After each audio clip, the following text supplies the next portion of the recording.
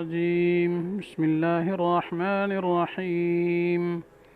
ألم تر إلى الذين قيل لهم كفوا أيديكم وأقيموا الصلاة وآتوا الزكاة فلما كتب عليهم القتال إذا فريق منهم يخشون الناس كخشية الله أو أشد خشية وقالوا ربنا لم كتبت علينا القتال لولا أخرتنا إلى أجل قريب قل متاع الدنيا قليل والآخرة خير لمن اتقى ولا تظلمون فتیلا۔ صدق اللہ العظیم۔ ترجمہ یہ ہے، کیا آپ نے ان لوگوں کو نہیں دیکھا کہ جن کو یہ کہا گیا تھا کہ اپنے ہاتھوں کو تھامے رہو اور نمازوں کی پابندی رکھو اور زکوٰۃ دیتے رہو، پھر ان پر جہاد کرنا فرض کر دیا گیا تو ان میں سے بعض آدمی لوگوں سے ایسا ڈرنے لگے جیسا کوئی اللہ تعالیٰ سے ڈرتا ہو، بلکہ اس سے بھی زیادہ ڈرنا، اور یوں کہنے لگے کہ اے خدا، آپ نے ہم پر جہاد کیوں فرض فرما دیا؟ ہم کو اور تھوڑی مدت مہلت دے دی ہوتی۔ آپ فرما دیجئے کہ دنیا کا تمتع محض چند دن کا ہے، اور آخرت ہر طرح سے بہتر ہے اس شخص کے لیے جو اللہ تعالیٰ کی مخالفت سے بچے، اور تم پر دھاگے برابر بھی ظلم نہ کیا جائے گا، تم چاہے کہیں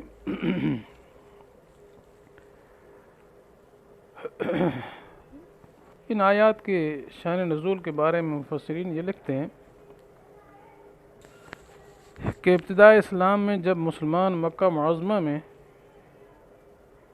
رہتے تھے تو نہایت کمزور تھے، تعداد بھی تھوڑی تھی، اور پھر حرمت والے شہر میں تھے، اور کفار کا غلبہ وہاں بہت تھا، اور یہ انہی کے شہر میں تھے، اور وہ لوگ زیادہ تھے، جنگی ساز و سامان بھی ہر قسم کا ان کے پاس تھا۔ تو اس لیے اس وقت اللہ تعالیٰ نے مسلمانوں کو جہاد اور قتال کا حکم نہیں دیا تھا، بلکہ ان کو یہی حکم تھا کہ کافروں کی شرارتوں پر خاموش رہیں، ان کی مخالفت برداشت کریں، ان کے ظلم اور ستم کو سہ لیا کریں۔ تو جو احکام نازل ہو چکے ہیں اللہ تعالیٰ کی طرف سے، ان پر عمل کرتے رہیں، مثلا نمازیں ادا کرتے رہیں، زکوٰۃ دیتے رہیں۔ اگرچہ عام طور پر مال کی اس وقت زیادتی نہیں تھی ان کے پاس، تاہم مسکین و محتاجوں کے کام آنا اور ان کی ہمدردی کرنے کا انہوں کو حکم دیا گیا تھا۔ تو یہ اللہ تعالیٰ کی مصلحت کا تقاضا تھا کہ فی الحال کفار سے نہ لڑا جائے، بلکہ صبر و تحمل سے کام لیں۔ یہ تو مسلمانوں کا حال تھا، ادھر کافروں کا یہ حال تھا کہ وہ بالکل دلیر ہو چکے تھے،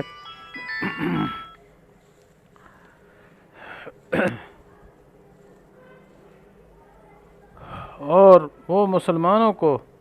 بڑی دلیری کے ساتھ تنگ کر رہے تھے، ان پر ظلم ستم کے پہاڑ توڑ رہے تھے،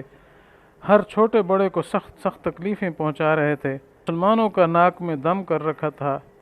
اس لیے ان کے دل میں رہ رہ کے جوش اٹھتا تھا، اور زبان سے بھی الفاظ نکل جاتے تھے کہ ان روزمرہ کی مصیبتوں سے تو بہتر یہ ہے کہ ایک مرتبہ دل کی بھڑاس نکل جائے اور دو ہاتھ میدان میں ہو لیں، مراد یہ کافروں سے لڑیں۔ کاش ہمیں لڑنے اور مارنے کا حکم مل جائے، لیکن اب تک حکم قتال کا نہ ہوا تھا، تو ظاہر مکہ مکرمہ میں جہاد کا حکم نہیں ہوا۔ پھر جب ہجرت کی اجازت ملی تو مسلمان اپنی زمین زر، گھر بار، رشتہ کنبہ سب کچھ خدا پر قربان کر کے اپنے دین کے لیے مکہ مکرمہ سے رخصت ہو گئے اور مدینہ منورہ پہنچ گئے۔ تو یہاں اللہ تعالیٰ نے ان کو ہر طرح کی سہولت عطا فرمائی، امن کی جگہ دی، امداد کے لیے انصار مدینہ مل گئے، تعداد میں بھی کثرت ہو گئی، قوت طاقت بھی قدرے بڑھ گئی۔ تو اب اللہ تعالیٰ کی طرف سے اجازت ملی کہ اب اپنے لڑنے والوں سے لڑو، جہاد کا حکم آ گیا جی۔ تو جب جہاد کا حکم آیا تو بعض کچے مسلمان اور منافق جو بظاہر مسلمان بنے ہوئے تھے وہ کہ ڈر گئے، خوفزدہ ہوئے، اور جہاد کا تصور کر کے میدان میں قتل کیے جانے کا منظر،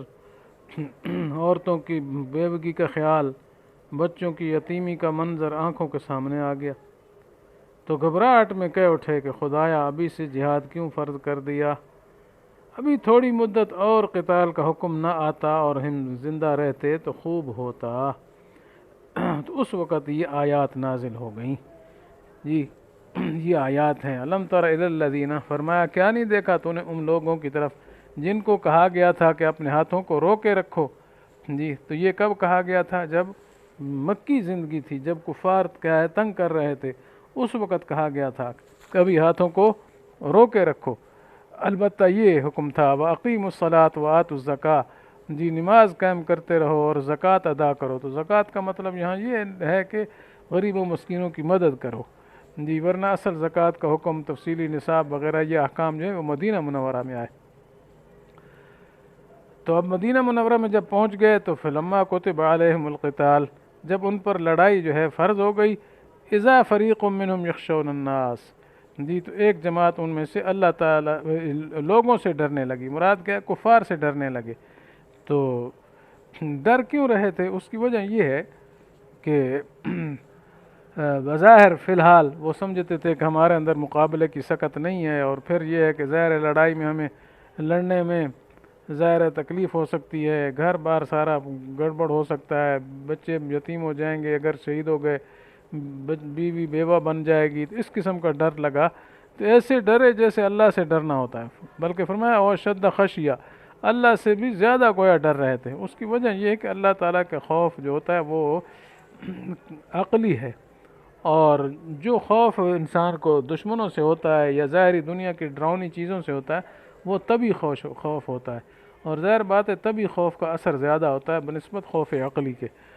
اس وجہ سے فرما دیا اور شد خشیہ کہ اللہ سے بھی زیادہ ڈر رہے تھے، تو چونکہ یہ طبی خوف ہے تو بظاہر یہ زیادہ تھا۔ دوسرا یہ ہے کہ اللہ تعالیٰ کے خوف کے ساتھ ساتھ امیدیں بھی ہوتی ہیں، لیکن لوگوں کے ساتھ جو لڑائی کی جاتی ہے ان سے ظاہر ہے صرف ڈر ہی ڈر ہے، ان سے تو کسی قسم کی کوئی امید نہیں ہے کہ ان کی طرف سے ہمیں کوئی بھلائی پہنچ جائے۔ تو اس لیے کہنے لگے ربنا لما کتبت علینا القتال، اے ہمارے رب یہ لڑائی آپ نے ہم پر کیا ہے کیوں فرض کی؟ لولا اخرتنا، کچھ ایک مدت تک ہمیں اور مہلت مل جاتی۔ مقصد یہ تھا جی کہ کچھ زمانہ اور ہم اس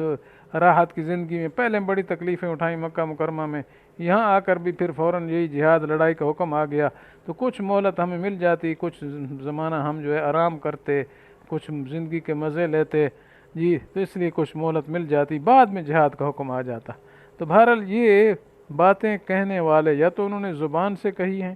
جی، یا پھر زبان سے تو نہیں کی، دل میں آیا ہے، تو ان کے دل میں یہ بات آئی ہے، لیکن اللہ تعالیٰ کے ہاں زبان کی بات ہو یا دل کی بات ہو وہ برابر ہے، کیونکہ اللہ تعالیٰ تو دل کی سب باتیں جانتے ہیں اور زبان والی ساری سنتے ہیں، وہ تو کیا ہے سمیع و علیم ہیں، ان کے لیے کیا ہے کوئی مشکل مسئلہ نہیں ہے۔ تو اس لیے باقی یہ کہنے والے سارے لوگ نہیں تھے، اذا فریق منہم پیچھے آیت میں ہے کہ ایک جماعت ان میں سے، یعنی کچھ لوگ تھے، تھوڑے سے لوگ تھے، سارے نہیں تھے، سارے پکے مسلمان ایسے کہنے والے ہرگز نہیں تھے، اس میں سے وہ جو کچے کچے تھے ابھی تک پختگی ان کے اندر نہیں آئی تھی وہ کہنے لگے تھے۔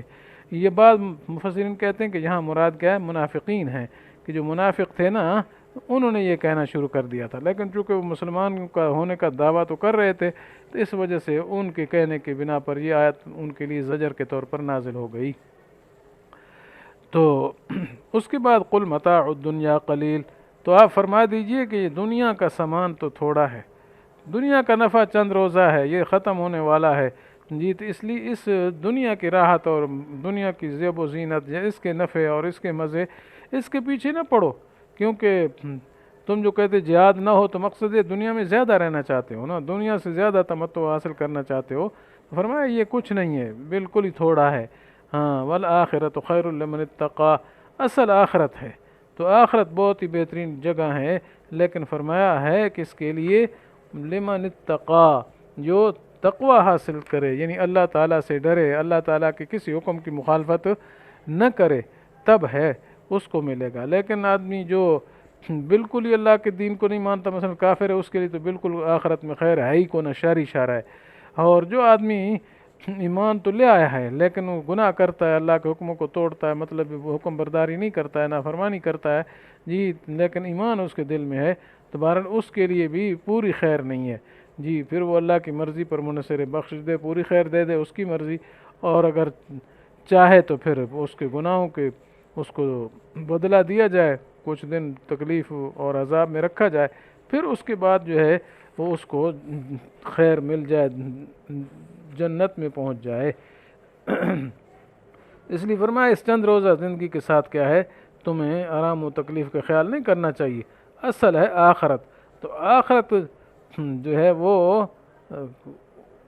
جنت حاصل کرنے کی اصل جگہ وہی ہے، اور اعلیٰ ذریعہ اس جنت کے حاصل کرنے کا جہاد ہے، اس لیے اس دنیا فانی سے بدر جہاں بہتر اور اعلیٰ ہے۔ اور فرمایا اگر موت کے خوف سے جہاد نہ کیا تو کیا موت سے بچ جاؤ گے؟ موت تو اپنے وقت مقرر پر آ جائے گی جی، تو اس وجہ سے تمہیں اگلی آیت میں جیسے آ رہا ہے، موت جو ہے اس سے تو انسان نہیں بچ سکتا، موت کا جو وقت مقرر اللہ نے کر دیا وہ ہوتا ہے، کہیں بھی انسان ہو، کیسے مضبوط قلعوں کے اندر محفوظ ہو، بہرحال موت اپنے وقت پر ضرور آئے گی، اور مر کر دنیا کو چھوڑ ہی جانا ہے، تو پھر جہاد سے کیوں گھبرانا اور موت سے کیا ڈرنا ہے؟ تو بہرحال یہ آیت جو ہے اصل ان کے لیے آئی تھی، اور چونکہ اس آیت سے تفسیر مظہری والے نے ایک مسئلہ اخذ کیا ہے کہ دیکھو اللہ تعالیٰ نے پہلے نماز اور زکوٰۃ کے احکام کو بیان فرمایا، کہ پہلے فرمایا اقیموا الصلاۃ وآتوا الزکوٰۃ، ابھی جہاد کا حکم نہیں تھا مکہ مکرمہ میں، تو جو امور مصلحہ میں سے ہے بھی، نماز بھی امور مصلحہ میں سے ہے، زکوٰۃ بھی امور مصلحہ میں سے ہے، یعنی اس سے انسان کے نفس کی اصلاح ہوتی ہے، اصلاح نفس کے یہ سبب ہیں۔ پھر جب یہ اصلاح ہو گئی تو اس کے بعد جہاد کا حکم فرمایا ہے، جو جہاد ہے وہ ملک کی اصلاح کا ذریعہ ہے، یعنی اس کے ذریعے سے ظلم و ستم کا استحصال کیا جاتا ہے، ملک میں امن و امان قائم ہوتا ہے۔ تو اس سے معلوم ہوا کہ آدمی کو پہلے اپنی فکر کرنی چاہیے، دوسروں کی فکر بعد میں کرنی چاہیے، تو پہلے اپنی اصلاح کرے پھر دوسروں کی اصلاح کرے جی۔ تو چنانچہ درجہ کے اعتبار سے بھی قسم اول کا حکم فرض عین ہے اور ثانی کا حکم فرض کفایہ ہے، یعنی اپنی اصلاح کا جو حکم ہے وہ فرض عین ہے، اور دوسروں کی اصلاح کا حکم یعنی ملک کے اندر وغیرہ یہ جو ہے اس کا کیا ہے، فرض کفایہ ہے، جس سے اصلاح نفس کی اہمیت اور اس کا مقدم ہونا ظاہر ہے بالکل۔ تو خلاصہ یہ ہے کہ اصلاح ملک سے اصلاح نفس مقدم ہے۔ تو باقی آیت میں دنیا کی نعمت کے مقابلہ میں آخرت کی نعمتوں کو افضل اور بہتر کہا گیا، کیونکہ وہاں کا قل متاع الدنیا قلیل والآخرۃ خیر لمن اتقی، تو دنیا کی نعمتیں اور آخرت کی نعمتوں کا فرق جو ہے علماء نے یہ لکھا ہے کہ دنیا کی نعمتیں ایک تو قلیل ہیں، تھوڑی ہیں، اور آخرت کی نعمتیں بہت زیادہ ہیں، ایک تو یہ فرق ہے۔ دوسرا دنیا کی نعمتیں فانی ہیں، ما عندکم ینفد، فرمایا جو دنیا کی نعمتیں ہیں وہ ختم ہونے والی ہیں، وما عند اللہ باق، اور جو آخرت کی نعمتیں اللہ کے پاس ہیں وہ نعمتیں ہمیشہ رہنے والی ہیں، دائمی ہیں یہ کبھی فنا ہونے والی نہیں ہیں۔ تیسرا فرق یہ ہے کہ دنیا کی نعمتوں کے ساتھ طرح طرح کی پریشانیاں بھی ہیں، جتنا بھی کوئی امیر ہے دنیا کے سارے نعمتیں اس کے پاس جمع ہیں، لیکن پھر بھی پریشانیاں بھی طرح طرح کی اس کے ساتھ لگی ہوئی ہیں، لیکن آخرت کی نعمتیں ہر قسم کی پریشانیوں سے، کدورتوں سے بالکل مبرہ اور پاک ہوں گی۔ اور چوتھی وجہ یہ ہے فرق کی کہ دنیا کے نعمتوں کا حصول یقینی بھی نہیں جی، لیکن آخرت کی نعمتیں جو ہے ہر متقی کو یقیناً ملنے والی ہیں۔ تو اس وجہ سے انسان کو دنیا کے بجائے کیا ہے، آخرت کو ہی سوچنا چاہیے، باقی آخرت میں تو جانا ہی جانا ہے، ٹھیک ہے۔ اور اللہ تعالیٰ نے ان آیات میں جہاد سے رکنے والوں کے لیے اس شبہ کا ازالہ بھی کر دیا، جیسے آگے آ رہا ہے کہ اینما تکونوا یدرککم الموت، جہاں بھی تم ہوگے موت تو وہاں آ کر پا لے گی۔ تو شاید کہ کسی کو اس دن میں یہ ہو کہ جہاد سے جان بچا کر موت سے بھی بچ سکتے ہیں، اس لیے فرما دیا نہیں، موت وقت مقرر پر آ کر رہے گی، تم جہاں کہیں بھی ہوگے موت وہاں آ دبوچے گی، اگرچہ تم بڑے بڑے مضبوط قلعوں میں ہو جہاں کوئی قاتل نہ پہنچ سکے، لیکن موت کا فرشتہ تو ضرور پہنچ جاتا ہے لہذا موت کے ڈر سے جہاد سے جی چرانا یہ بے وقوفی ہے، نادانی ہے، اور اسلام میں کمزوری کی دلیل ہے جی۔ تو اللہ تعالیٰ سے دعا ہے کہ اللہ تعالیٰ ہمیں اور پوری امت مسلمہ کو حقیقی جذبہ جہاد عطا فرمائیں، اور دشمنان دین سے ہم کو مقابلہ اور مقابلہ کی پوری قوت و طاقت عطا فرمائیں، اور اللہ تعالیٰ منافقانہ خصلتوں سے ہمارے دلوں کو پاک رکھیں، اور آخرت کے مقابلے میں دنیا کو ہیچ ہم سمجھیں، اور ہر حال میں ہم آخرت کو ترجیح دینے والے بن جائیں۔ آمین۔ وآخر دعوانا ان الحمد للہ رب العالمین۔